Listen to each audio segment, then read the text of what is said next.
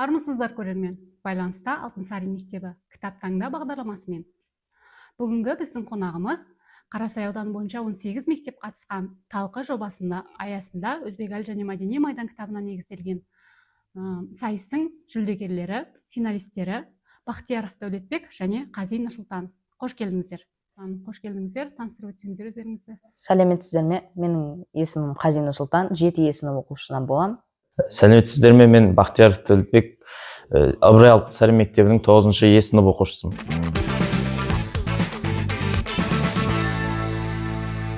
Кішкене қобалжуларыңыз басылсын деген ниетпен бір-екі жеңіл сұрақтар қояйық. Жалпы кітап оқу туралы айтайық. Қазір қандай кітап оқып жүрсіздер? Кішігірім айтып кетсеңіздер. Мен Генки Кавамураның «Если все кошки в мире исчезнут» деген кітабын оқып жатырмын. Ол кітап мысықтар туралы емес, мысықтар туралы деп ойлап қалмаңыздар. Ол уақыттың қадірін білу және сол уақыттағы жақындарының қадірін білу туралы кітап. Мен қазір Қаныш Сәтбаев және ғылыми майдан кітабын оқып жүрмін. Ол кісі де Өзбекәл Жәнібек сынды қазаққа еңбек сіңген ірі тұлғалардың бірі. Тамаша, бәрекелді. Қазіргі цифрлық заманда қысқа видеолар трендте болған кезде кітап оқуға деген қызығушылықты қалай сақтап жүрсіздер? Дәл қазіргі жас буынның көңілін кітаптан аударатын, оқудан аударатын заттар, дүниелер негізі өте көп. Бірақ осындай заманда өзімізді жеңіп, кітапқа белгілі бір бөлшегімізді, жалпы уақытымызды, күніміздің 24 сағатымыздың белгілі бір бөлігін кітапқа арнасақ, кітапқа деген қызығушылығымыз ары қарай артады деп ойлаймын. Тамаша жауап. Бұндай заманда кітапқа көңіл бөлу қиын, бірақ мен кітап оқуға өзіме уақыт бөліп, телефоннан барынша алшақ болуға тырысамын. Сол кезде ғана кітаптың мазмұнына кіріп, ойымды жинақтай аламын. Жалпы сіздерде кітап оқу үшін, мысалы үшін, ритуалдар бола ма? Тыныш жерде отыру деген сияқты, немесе шулы жерлерде оқи бересіздер ме? Мен шулы жерде мүлдем оқи алмаймын. Мен өзім тыныш жерде оқығаным жөн көрдім. Енді кітап оқыған кезде өздеріңізді, мысалы үшін, сол кітаптың ішіне еніп, басқа дәуірде, немесе сол өзге адамның кейпінде сезінген кездеріңіз болды ма? Иә, әрине, ол кез келген кітапты оқыған кезде болады. Белгілі бір кейіпкердің басынан өтіп жатқан қуанышы мен өкініші арасында өзімізде сол интригаға кіріп кетеміз. Келесі периодта қандай болады екен, ол кейіпкердің жағдайы қандай болады екен деген секілді, сол кейіпкердің өміріне, тағдырына еніп, қуанышы мен өкінішін бірге сезінетін кездер де болады. Жақсы, сол кейіпкермен бірге өмір сүріп. Иә, жақсы. Иә, ондай сәттер болған. Мен осы кітапты оқып жатқан кезде Өзбекәл Жәнібектің басына өтіп жатқан қиындықтарды және болып жатқан күрес атмосферасын сезіне алдым. Кітапты жай оқу мен сайыс үшін оқудың айырмашылығы неде екен? Мысалы қарастырайық. Бір бөлмеде екеуі де отыр делік. Жай оқитын адам және өзін дамыту үшін оқитын адам, сонымен қатар ақша ұтып алып сайыс үшін оқитын адам. Екеуін алып қарасақ, ең ақылдысы қайсысы дегенде, ең көп білген емес, фактілерді тізбектеп жинаған адам емес, оны қай кезде қолданатынын және де оның маңызын және терең түсінген адам ғана негізі ең білімдісі сол болып шыға келеді. Кітапты жай оқитын адам кітаптың мазмұнына кіріп, терең түсіне білуге тырысады. Ал сайыс үшін оқитын адамның басты назары нақты фактілерді жаттауда ғана болады.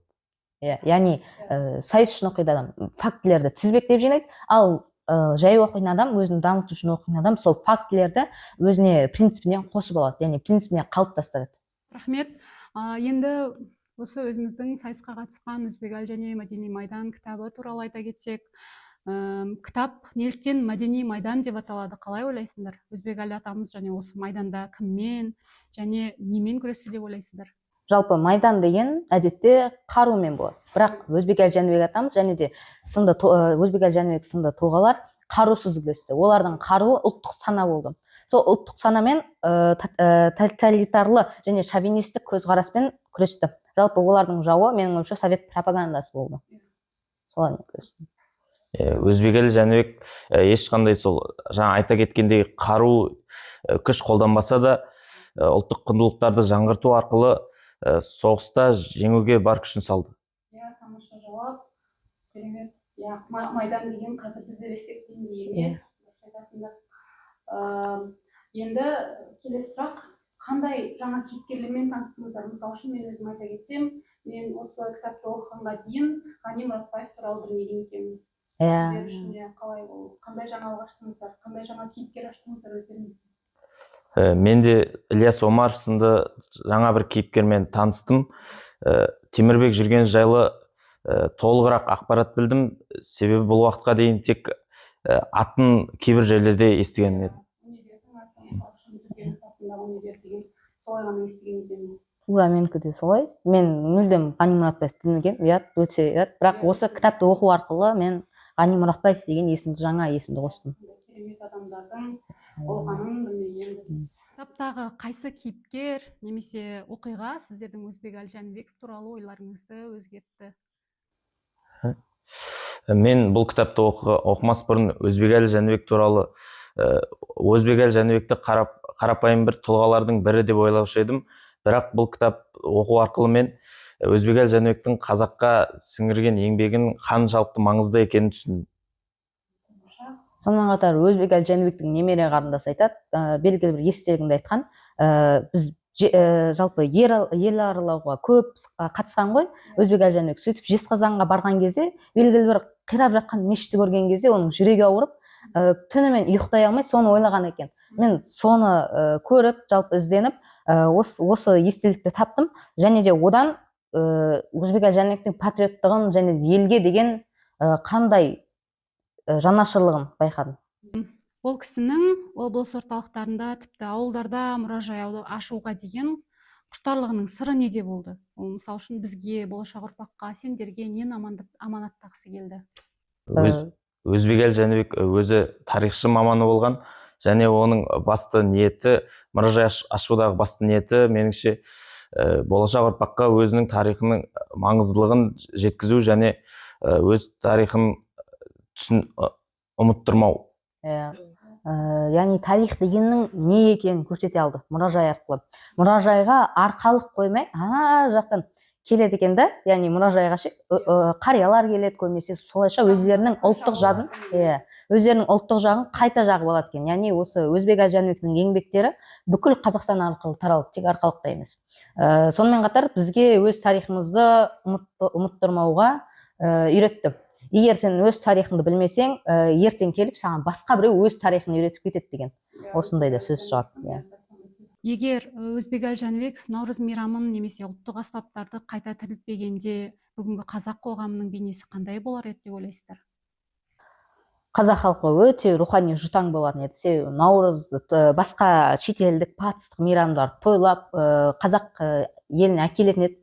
Тек Наурыз ол біздің жалпы ұлттық рухани жатты, ұлттық кодты жалпы қайта жандандыратын кез. Тек қана 3 күнде біз деген нағыз қазақ атанамыз. Яғни осы Наурызды, қасиетті Наурыз айын, қасиетті Наурызды бізге қайтып әкеліп отыр. Сонымен қатар Тайқазанға келетін болсақ, ол да Кенесарының басы секілді мүмкін мистикалық бір жайт болып кететін еді, егер Өзбекәлі Жәнібек қайтармаса. Тамаша ой. Мен де солай ойлаймын, және себебі Өзбекәлі Жәнібектің ұлттық рухани құндылықтарды жаңғыртудағы еңбегі өте көп әрі жоғары бағалану тиіс. Сұраққа жауаптарыңызды білгім келіп тұр. Өзбекәлі Жәнібеков өзі жүргізген майданда жеңімпаз бола алды ма? Әрине жеңімпаз бола алды. Себебі біз өткен сұрақта айтып кеттік, рухани жұтаң болады дедік. Міне осындай рухани жұтаң болудан сақтап қалғанның өзі майданның жеңімпазы. Себебі тоталитарлық жаңағы шовинистік көзқарастың барлық саған келіп тұр. Сол кезде Өзбекәлі Жәнібек атып шығып, жаңағы барлығын қайтарып алады да ұрпаққа рухани жұтаң болудан сақтайды. Яғни бұл майданның жеңімпазы деген сөз. Бүгінгі біздің 21 ғасырдың жастары үшін мәдени майдан қай жерде жүріп жатыр деп ойлайсыздар? Және біз нені қорғауымыз керек? Мәдени майдан біздің дәл қазірімізде сөйлеп жатқан сөзімізде, қолданып жатқан салт дәстүрімізде жүріп жатыр. Яғни тұрмыстық күнделікті жерде біз мәдени майдандамыз. Себебі көбінесе дәл қазір жаңа айтқандай рухани жұтаң деген сөзді көп айтып кеттім. Дәл қазір соңында айтсам, дәл қазіргі жастар рухани жұтаң болып бара жатыр. Яғни күнделікті сөзінде орысша паразит сөздерді қосады. қазақ тілін жай ғана сөйлейтін құрал ретінде ғана қолданады. Оны мәдениет деп білмейді. Яғни соны біз нені қорғауымыз керек дегенде, осы қазақ тілін жоғары биікке көтеруіміз керек. Ең біріншіден осы тіл мәселесін. Тамаша, керемет жауап. Сіздің айтарыңыз бар ма? Сұрақ қайталап. Бүгінгі 21 ғасырдың жастары үшін мәдени майдан қай жерде жүріп жатыр? Және біз нені сақтауымыз керек, нені қорғауымыз керек? Қазіргі мәдени майдан күнделікті тұрмыста болып жатыр. Біз өзіміздің тіліміздің құндылығын сақтауымыз керек, және салт дәстүрлерімізді өзге шетелге еліктей бермей, керісінше ұмытылып бара жатқан салт дәстүрлерімізді жаңғыртуға және де ұлттық қолданысқа енгізуіміз қажет. Тамаша, керемет жауап. Рахмет сіздерге. Енді оқушы ретінде, мысалы үшін біз мектеп оқушысымыз. Мектеп оқушысы ретінде осы кітапты оқығаннан кейін өз айналаңыздағы немесе мектебіңіздегі қандай дүниелерді өзгерткіңіз келеді? Мен көбінесе жаңағы мәдени іс-шараларды көп рет өткізетін едім. Жаңа жылға қатты көп мән береді дәл қазір жастар. Жаңа жылды дискотекамен, әдемілер эстетикамен өзгерткісі келеді. Бірақ олай емес. Негізі наурыз негізі қатты бір жоғары деңгейде деп өткізіп жатыр деп айта алмаймын. Негізі жаңа жылдан кем емес өткізілді, бірдей өткізілді ғой. Сол секілді көбінесе мен жеке оқушымен немесе ата-аналар жиналысын көп жасайтын. Себебі баланың тәрбиесі ең бірінші ата-анадан басталады ғой. Сол үшін ата-аналар жиналысын бірінші жасайтын. Мен әрбір ата-анаға әрбір оқушының мінездемесімен жасайтын. Тамаша жауап. Мен осындай тұлғалардың атын жастардың санасына енгізуге тырысқым келеді, және болашақта өзімде көбірек танып білгім келеді. Сіздің айтқыңыз келгені, атаулы даталар, мысалы үшін Өзбекәлі Жәнібектің осы жылы 95 жылдығы деген сияқты солай дүркіретіп атап өту керек дейсіз ғой. Бірден айта кетсем ол. Негізі мынандай сөз бар. Жалпы өз ойын өзгертуге дайын емес адамдардың ойын өзгертуге тырыспау керек. Бірақ оның күнделікті қолданатын заттарынан, іс-әрекеттермен ғана оның ойын өзгертуге болады. Яғни мәдени іс-шараларды өткізу деген осы. Яғни іс-әрекеттермен олардың ойына жалпы жаңағы дертті жұқтыру. Адамдық борыштерін. Сіздер сонда жаныңыздағы сыныптас достарыңызға солай өздеріңізде айта жүру арқылы да жұқтыруыңызға болады, иә? Керемет жауап. Осы кітаптағы қай оқиға сіздердің естеріңізде жақсы сақталып қалды? Менің есімде жақсы сақталып қалған оқиға Темірбек Жүргеновтің бір жиналыс кезінде Орлов есімді орыс саясаткерінің орысша неге сөйлемейсіздер деген сұрағына ұрсып бергені жақсы сақталып қалды. Бұл менің жүрегімдегі патриотизмді оятқандай сәт болды. Және Темірбек Жүргеновтің өз ұлтының мәдениетіне, тіліне деген құрметін байқадым. Мұхтархан Манапұлы, қателеспесем, Мұхтархан Манапұлы жалпы айтады Трофимов келеді. Неге киініп жатсың сен? Қазір проводы русский зимний деген нені өткіземіз ғой дейді. Сол кезде Трофимов деген не болған ғой, сәл жұмсақтау адам болған. Мен қалай киінемін мен деген, орыстың несі, орыстың мейрамы, мен қалай киінемін, наурыз емес қой бұл. Сосын Трофимов үндемей кетіп қалады. Сосын Өзбекәлі Жәнібек келіп, ей батыр, не үшін киінбей жатсың деген кезде, жаңа бұл қырсығып айтады ғой, мен қалай орыстың мейрамын тойлаймын, мынау шетелден келген мейрам, мен қалай тойлаймын дейді. Сосын бұл айтады ғой, Өзбекәлі Жәнібек айтады, сосын ана жақтан мен сен үшін, сен қырсық үшін мен есек жалдап қойдым. Кел, 4 киіз үй тігіп қойдық. Наурызды проводы русский зимний деген атпен жамылып тойлаймыз деген ғой. Сол мен есімде қалды. Сол өте керемет, қызық оқиға. Әр мерекеге өзінің ұлттық нақыштарымен келді, мысалы үшін қысқа Алдарбесеннің бейнесін жасады деген сияқты есте қалғандары. Ендеше келесі осы кітапты оқығанға дейінгі мен және оқығаннан кейінгі мен деген екі бейнені салыстырып көріңізші. Сіздің бойыңыздағы қандай қорқынышты жеңуге көмектесті осы кітап? Мен бұл кітапқа дейін тарихқа аса қатты мән бермейтін едім. Бірақ осы кітапты оқығаннан кейін тарихтың болашаққа деген маңызын түсіндім, және өз мәдениетім мен тарихыма деген құрметім мен сенімім артты. Дәулетбек, сіз 9-шы сынып бітіреді екенсіз. Бұл кітап сіздің болашақ мамандық таңдауыңызға әсер етті ме? Иә, әсер етеді. Мен болашақта тарих және мәдениет салаларына қызығушылық танытуым мүмкін. Бастысы, қандай салада қызмет атқарсаң да елге пайдаңды тигізу. Тамаша, керемет жауап. Осыдан кейін тарихи тұлғалар туралы басқа қандай да еңбектерді оқуға ниеттеніп отырсыздар? Мен осы Жұмабай және Жермайдан деген кітапты оқығым келеді, қатты оқығым келеді. Осы кітапты бітіріп болғаннан кейін мен келесі кітап, яғни Жұмабай және Жермайдан кітабына көшемін. Тамаша, керемет жауап. Менікі де сол, Қаныш Сәтбаев және ғылыми майдан кітабын болғаннан кейін Жұмабек Тәшеновтің Жермайдан кітабына көшуге ниеттімін. Тамаша. Келесі сұрақ, егер сізге кітап оқуды жек көремін дейтін балаға бар болған 2-3 минутта кітаптың кереметтігін дәлелдеу үшін уәж айтатын болсаңыз, ол қалай болар еді? Мен тарихтың маңызын қайтадан түсіндірер едім. Себебі тарихтың маңызы бәрібір де ол кітапты оқытқызбай қоймайды. Сен егер өзің тарихыңды білмесең, мынандай болады деп айтар едім. Сонымен қатар Өзбекәлі Жәнібектің бар еңбегін айтар едім. Сосын бар еңбегін қалай жасағаны туралы оқы деп кеңес берер едім. Мен ең алдымен кітаптың пайдасын түсіндірер едім.